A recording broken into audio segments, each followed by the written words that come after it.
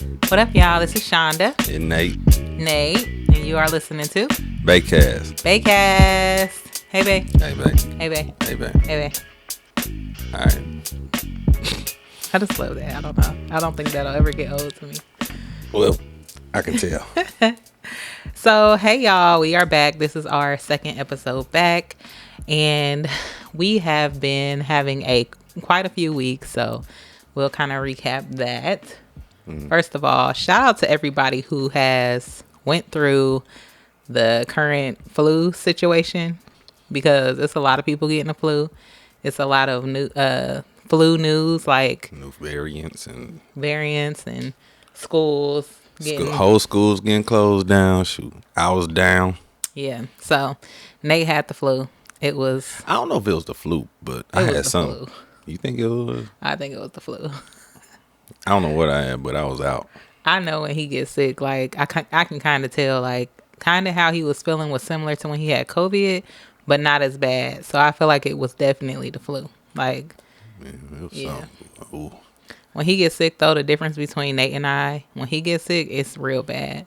When I get sick, it's more mild. So I'm always worried when he gets sick, because he is very healthy, strong, all of that. But when he get a cold, a flu, COVID. You may say I just got a weak immune system. No, I think people's bodies are just wired different. And I think the way your body is wired, you literally just, your body takes sickness different. My body just tell me to stop. You get through it though. Yeah, his body just be like, shut it down.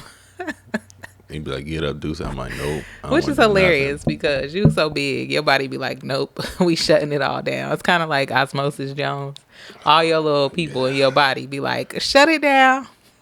Shut up. Anywho, But yeah, happening? He's better. Yep.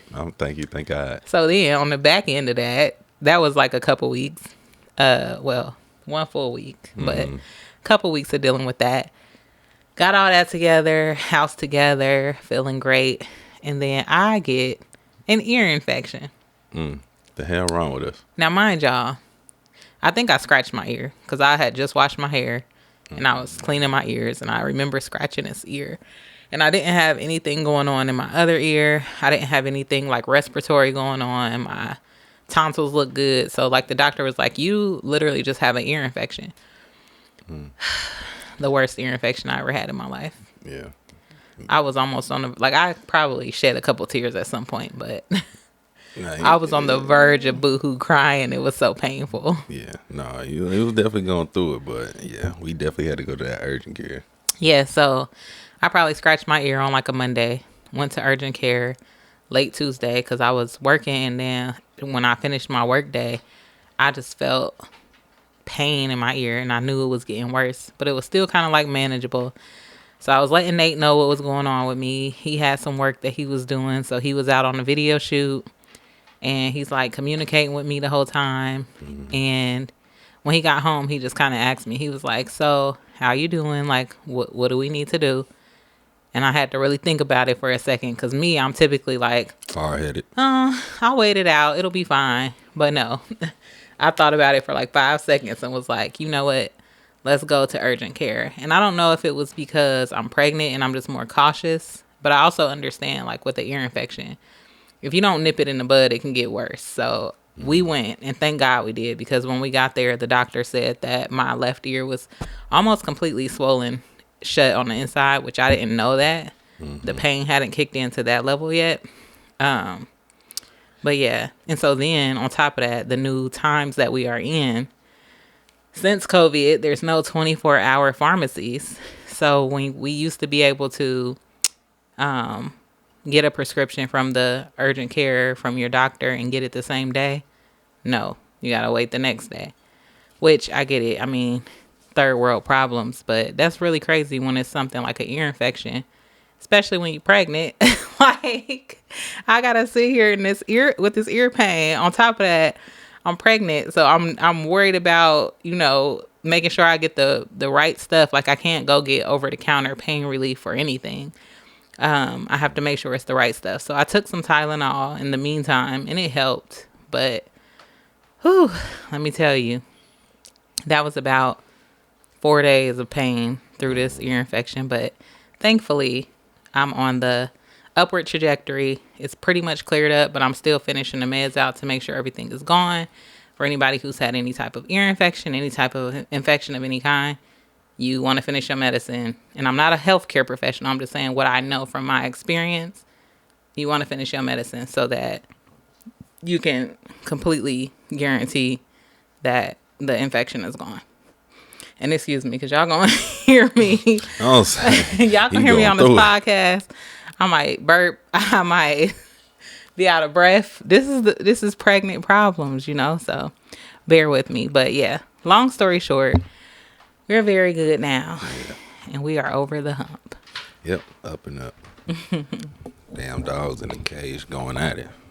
Yeah. So what we want to talk about this episode is we want to kind of dive into the conversation around boundaries, around expectations, or, you know, keeping your distance. Like, we just kind of want to touch that because something that I think helps Nate and I a lot, and it's also a challenge, is having boundaries, like in our personal lives. Like, we don't have, like, we have boundaries with each other, but not really. Like, I think everybody has boundaries. So what else I would say a boundary is, like, I know that Nate needs to play the game.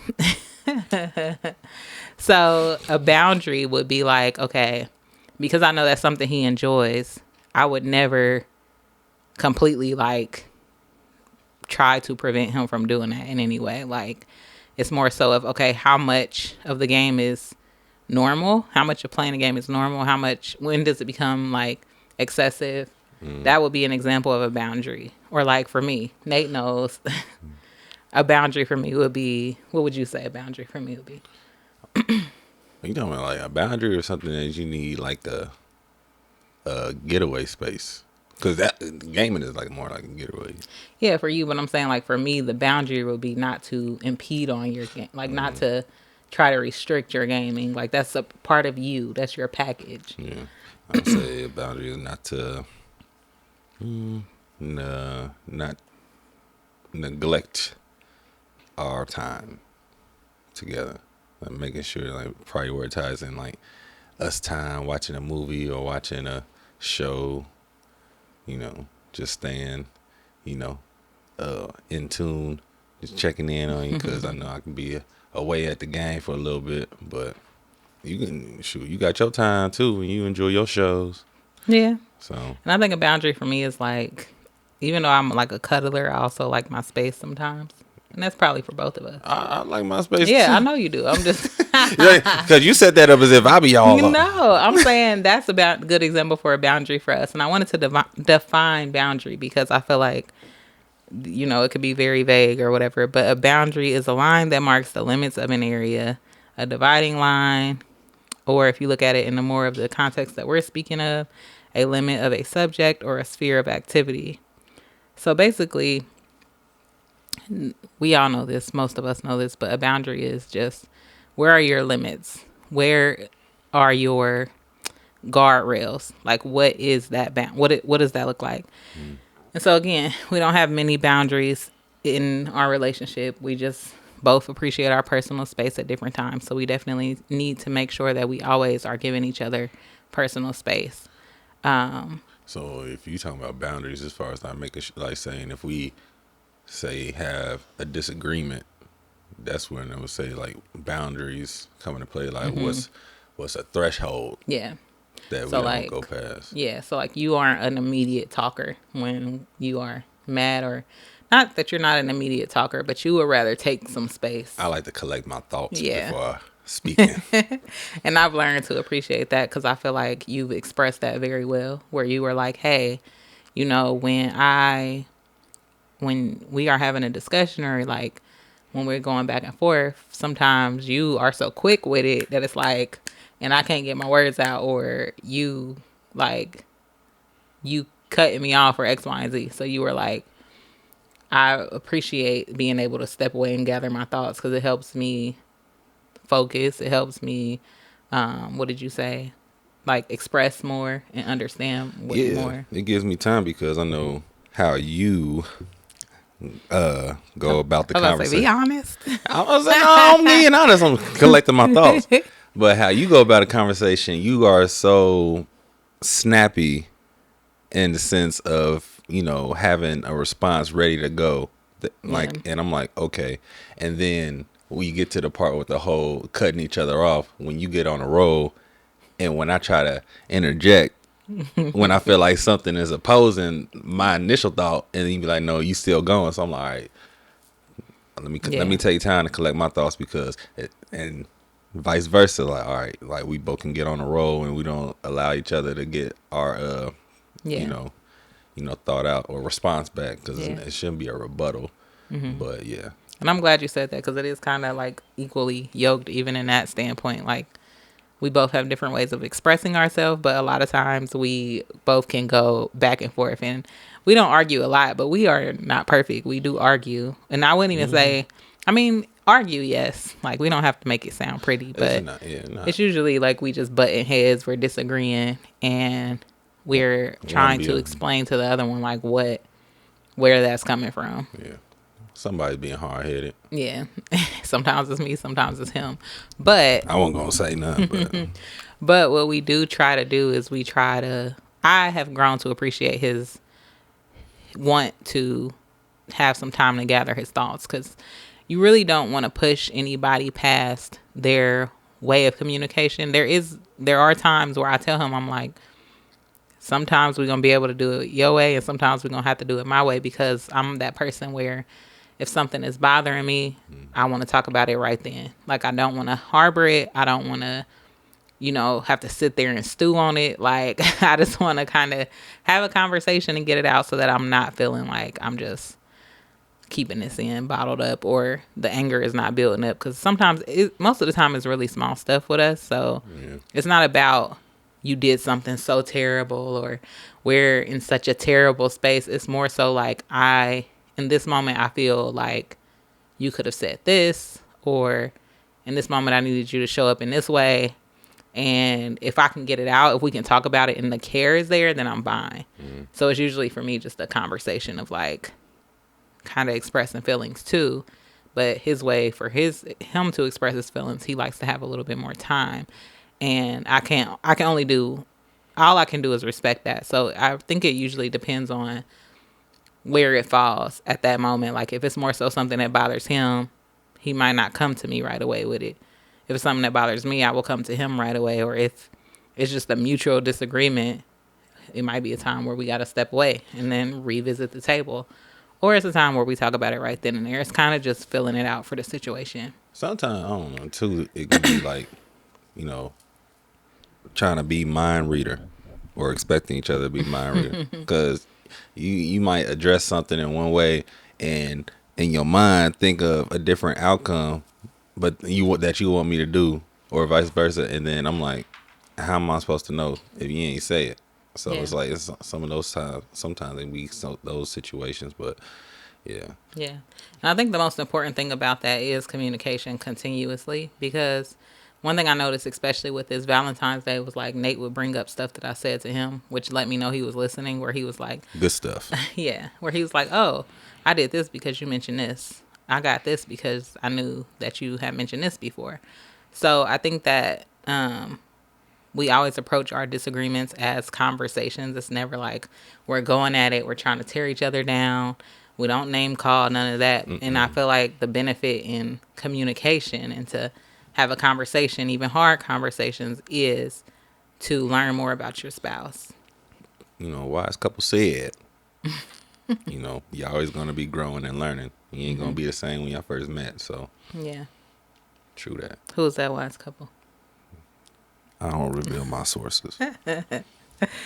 So when we talk about boundaries and principles, it's more important. It's not more important, but it's also important to have them in your personal life towards your outside sphere of influence, the people you keep yourself around, strangers. And that's something I wanted to touch on in this episode because I feel like we're just in a different time. We all know that people communicate differently.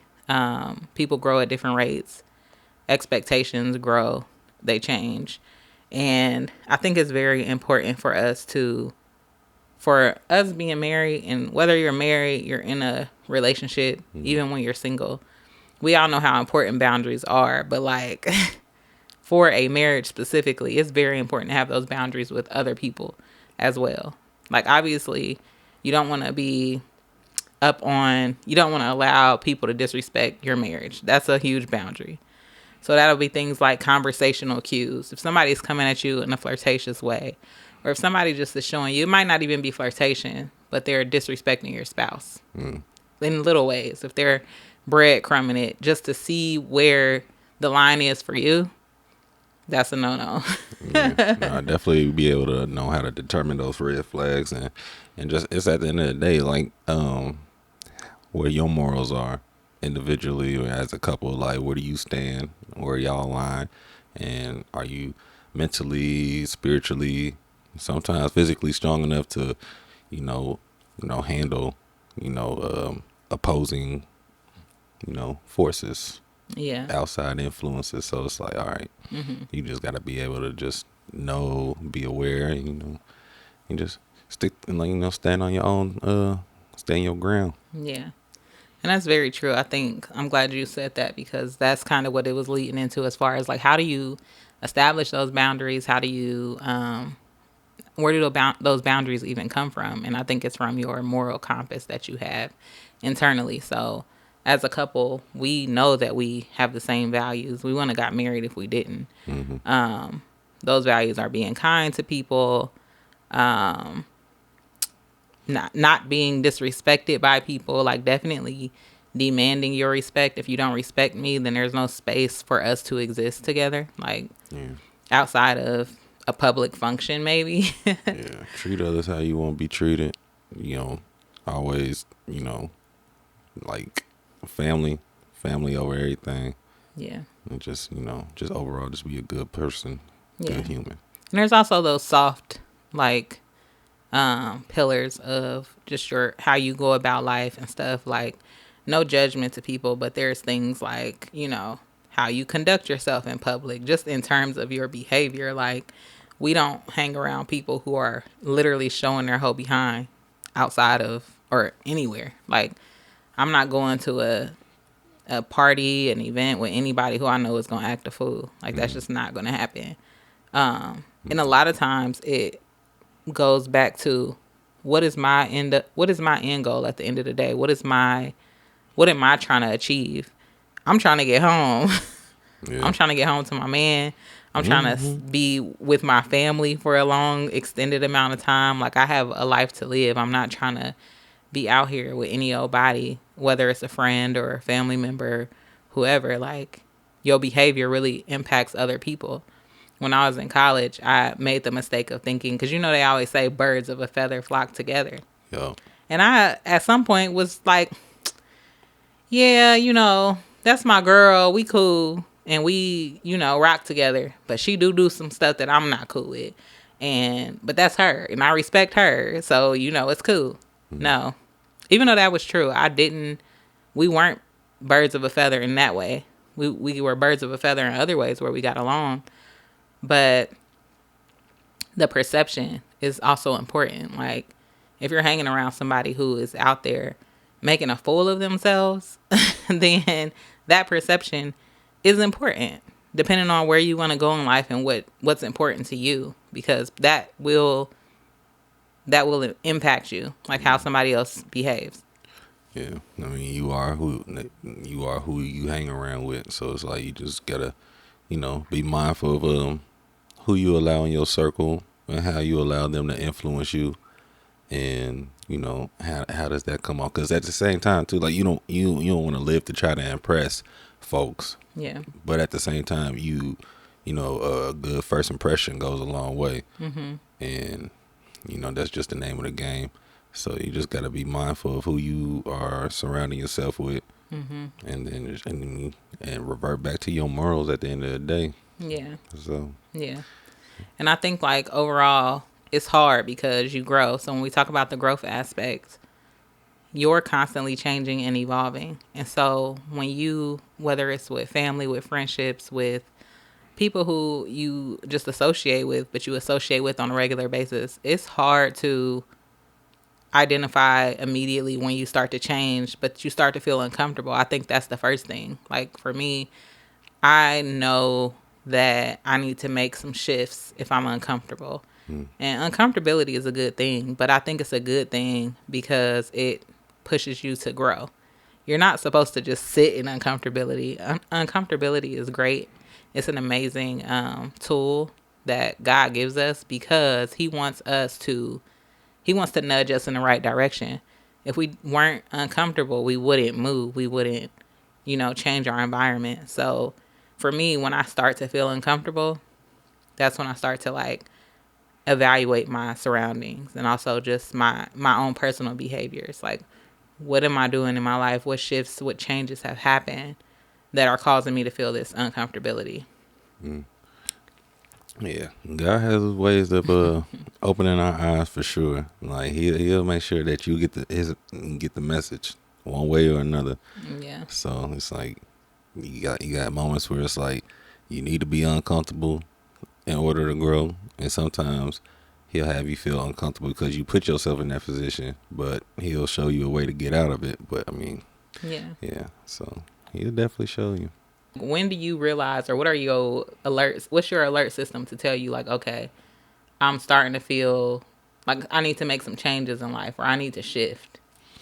When something rather being the wrong way, like I can't determine or pinpoint when exactly, like when it will happen, but when I feel, if I'm in a situation and I feel like something's rubbing me the wrong way or whatever, I take a step back and that's when I assess, like, do I draw a line of how much do I say I interact with an individual, or if it's activity or something and something is consistently showing up that I disagree with, then I draw the line on that. So it's just depend on the situation, but it's usually when I just get a gut feeling that rubs me the wrong way. Yeah, I feel like you are real big on gut feelings because there's been plenty of times where you don't had a gut feeling about somebody with me and you be like, And I'm such a open book and I'm such a lover that I used to tend to let people in so easily. And now I'm definitely more slow to do that.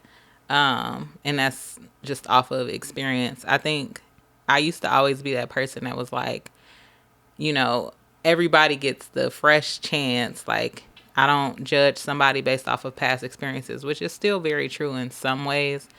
But as you get older, you also stop wanting to do this exercise that you do when you get to know people, where it's like every interaction, whether it's dating, friendship, whatever, every new interaction, even new family, it is an exercise in getting to know people. And it's an exercise in patience and a whole bunch of other things, like just the whole setup of relationship building is learning about other people and being patient and learning more about yourself because you're meeting somebody who has a whole different dynamic that you have not seen. There's no one human being that's alike to the other. And so you get to a point where you're just doing that exercise of getting to know somebody every time you do it. We get in a place in life, usually maybe high school, then you have a college moment or like college age moment, because I know not everybody went to college, or post college, your adult life. You have these different friend groups, and I feel like a lot of times we do that work. We find our circle, our people, and then we kind of get comfortable there for a while. And then every so often you have a shift or you meet somebody who comes in and you just have this opportunity to grow and meet somebody new. I feel like I'm in a place now where I have a lot more friendly associates than I have a lot of like new friends. And it's not no knocks to like the opportunity to get new friends or people who like are like, oh, she sounds closed off. Like maybe because for me, I'm not in a place where I want a lot of new close relationships. Like I think I have my core support system. I have my core comfort zone people. And then everybody else is just like pleasant. And I feel like we're in a space too as adults where people come and go in your life. And a lot of times people come and go at different periods in life where they're growing and going through this experience, you're going through that experience. And a lot of times that friction in between is where that discomfort that I do not have no desire to be in anymore, That's where I'm at. So how do you determine, like, what's that, like, it factor that, you know, pretty much the same question you asked me. Like, I don't know if you answered it.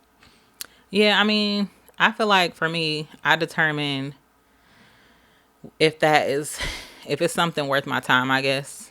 Because the question I asked you, when my alert system for when I feel uncomfortable is, or my alert system for when I feel like boundaries are being tested is when I feel uncomfortable. So that's the question I asked you. And yeah, I just choose to evaluate everything around me and kind of figure out what needs to happen to make me less uncomfortable. Because it's really not, we gonna be uncomfortable in so many different situations. So it's not that uncomfortability is like, oh, if I'm uncomfortable, I gotta shift everything in my life. It's when you're constantly uncomfortable and you're uncomfortable around or in the similar situations. Like once you can identify this is every time this happens, this level of uncomfortability exists for me, then that's a pivot that needs to happen. And then when speaking on, building new relationships and how to understand, or when do I get to a point where I'm like, okay, how do I place them? At this point, I really don't place people. I mean, it's not like I'm saying that everybody I come around, I'm looking at them with like a magnifying glass and I'm like, okay, where are you about to be? But what I recognize is that I am just not, I'm guarded. And that's very truthful. Like I'm in a guarded space in my life. I have very few people who my guard is completely down with. My husband, of course, my folks, like our parents, our siblings. But even in my familial relationships, like there's a guard there. It's not like you're not welcome around me. We're not welcome to get to know each other. I'm going to make you feel uncomfortable when you're around. It's more so I just have a level or a boundary. I have multiple boundaries that I've set up to be able to afford me the space to still interact and be my authentic self. But then I only have so much that I can give. And that's okay. I think it's okay. And that's something that we'll probably dig into over the season because it's such a big topic. But like, I am guarded. Like, I don't care to make new best friends, new connections and stuff like that. The friendships that I do have, I have different levels of boundaries with each person because I feel like over the years too, I've grown to know that friendships change, they grow, they morph, they evolve, and you have to have boundaries. Like boundaries are healthy. Yeah, no, for sure. I mean, some folks can make it seem like, you know, you're the bad guy for having boundaries, but it's like it's not enough time in the day to try to appease everybody and let your guard down because, whew, boy, because I mean you just got to be smart, like with who you just allow that time to be shared like with, because it's like, man, one is no getting that time back, but also two, it's just like you just got to protect your peace at the end of the day. You just is like, man, because all that like frustration that you're possibly gonna get by letting your guard down and somebody abusing like what it is that what's going on, it's just all that could have been avoided by just taking the necessary steps to just protect your peace. Yeah, and I think another part of what you mentioned as far as like protecting your peace is mental health. And I feel like mental health, when we think about our mental health, because we talk about mental health a lot, we have to realize that our plate is only going to continue to get full. And so when I think about, people who, whether it's a 9 to 5, you're an entrepreneur, both like us, whether you have children, you have pets, you have family members, bills, you're in school, your plate is only going to continue to get more full. And I think a big part of managing your mental health is that relationship management. And that's having your morals, so you know who to connect with and who to surround yourself with. Not saying that people aren't worthy of you because y'all have a different moral compass, but if we are made up differently with our values, then we shouldn't be in such a close proximity when it comes to our daily like when it comes to being around people who have different perspectives and different values. That's always a good thing because you learn from different people with different insights. But with that being said, I'll listen to a documentary about something and that is completely outside of the scope of who I am. I'll go to an educational seminar or something if I want to learn more about somebody else's thought process. But I'm not going to always have that person at the dinner table. Like, I'm not going to invite that person to dinner. You know what I'm saying? Because you look really confused right now. No, I'm like, hold on, like we get to For seminars. example, because I didn't want to make the mistake of saying somebody who doesn't align with you morally shouldn't ever expose yourself to those people because it's beneficial to understand what is all out there. Yeah, I mean, because I think you mentioned that earlier about saying that they're acquaintances. It's okay to have acquaintances. It's like, say if like just a casual, just like interaction, like hi and bye or whatever. Like you ain't got to get deeper than that. Yeah, but even outside of acquaintances, like people who, like, say you're a scholar and you are an anthropologist or something, you might sit down with somebody who is a white supremacist just to have a conversation to see why they think the way they do. I wouldn't say that's your associate, but that conversation probably benefited you in some way. So, like, in that way, you can expose yourself to people who have clearly a different set of rules, different moral compass. Would you ever keep yourself around these type of people on a regular basis? No. And so that's the point I was trying to make, because there are reasons to expose yourself to different ideologies, different religions, whatever. But when it comes to how you navigate your day to day, you want to surround yourself with people who have similar moral compasses, similar principles that they stand on. And the boundaries, everybody's boundaries is different. Your boundaries comes from those morals, those principles. And I feel like something that just should be understood as we get older is like somebody's boundaries may affect how they interact with you, but that doesn't mean that they're blaming you or or you're a bad person. Like, as we get older, our plate get more full, so we just have less space. We just have less time. That doesn't mean that the love is necessarily gone. It's just that there's priorities. So with us bringing the baby into the world, with us growing our wealth, like us working on our, assets. I mean, wealth, spirituality, health. Yeah. Mental. Yeah. Just like being a well-rounded person and really having goals. Like, when you look at your goal sheet, that's really what navigates kind of like how you move at this point in life. Like, the older you get, the more focused you get, the less noise is around you. And sometimes it's just you don't have time. So we are currently in that, I feel like, that beginning phase, but kind of like, it's like we still young. So we're in the beginning, but we've been kind of moving this way for a little minute. It's just like getting more and more focused.